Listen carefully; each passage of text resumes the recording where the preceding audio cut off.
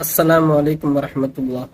بڑے افسوس کے ساتھ یہ خبر دی جا رہی ہے کہ ابھی کچھ دیر قبل حامی سنت، ماہی بدعت، مناظر اسلام حضرت مولانا طاہر حسین گیاوی صاحب کا انتقال ہو گیا ہے۔ انا للہ و انا الیہ راجعون۔ ان للہ ما اخذ ولہ ما اعطى وکل شیء عندہ باجل مسمى۔ دوستو، قدرت کا قانون ہے، جو بھی دنیا میں آیا اس کو ایک دن یہاں سے جانا ہے۔ حضرت والا بھی اس دنیا سے رخصت ہو گئے۔